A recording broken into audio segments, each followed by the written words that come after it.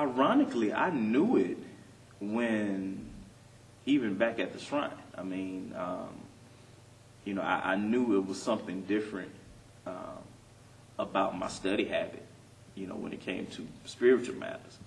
It was something that was probably one of the few things that I could get lost in doing. You couldn't really pay me to do my schoolwork, but you could, if it came down to biblical matters, I would sit and study it, and do word studies and just and engulf it for hours. So I had an inkling, way back then, but I wanted to live life, and I knew even as a late teen that if I committed to this call and the things that I wanted to do as a teenager, I wasn't going to be able to do anymore. So I just said, okay, God, well, I'll put you on the back burner, and I'll come and pick you up a little bit later, So, but I had an inkling, early on. And like most people, I turned into a track runner and decided, hey, I'm just going to run from this as long as I can. And, to be honest with you, the biggest, being completely transparent, I didn't want to stop having sex. So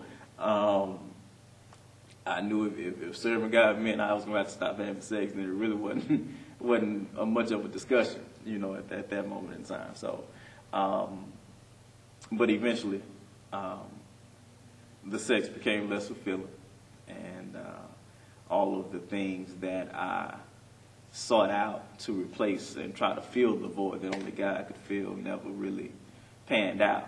And so God just eventually humbled me to a point to where I had to hear just him and really submit and listen to what he wanted me to do, and I knew, again, just was revisited with what I knew early on, and that is the fact that he put me here to teach, and to exhort, the Word of God. And so, like I said, I had to go through my trials and my tribulations, just like most people, because I'm definitely stubborn, So, trying to get me to do something that I don't necessarily want to do is not the easiest task, but God eventually had his way. So, here I am. That, to answer that, is really kind of twofold. Whenever, and I made this comment, before, that whenever you do something, whenever God is calling you to do something, you're not necessarily worried about what he's calling you to do. You're really more concerned about what you're going to have to give up. What you're going to have to give up to do what he's calling you to do. And that may be friendships, family, and personal, relationships. My experience with being committed to the theology that we were teaching at the shrine taught me early on that people may abandon you for what you believe. When I first initially changed my name as a teenager, a lot of people stopped associating with me, because of what I believe.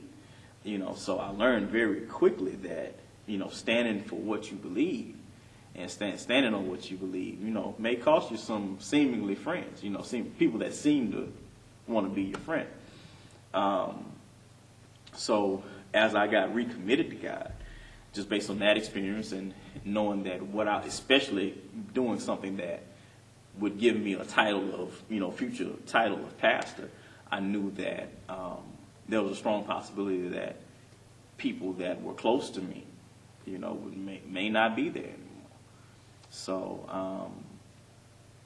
that was something that I really had to take into consideration, and whether people would really even accept the fact that my life has changed and that I'm doing something new, So that was, a struggle. It was a very real struggle. That's another reason why I resisted the call as long as I did. Because I, number one, didn't want to give up the things that I was doing, And number two, I didn't want to, lose anybody that I cared about as a result of what I'm talking about doing in my life now.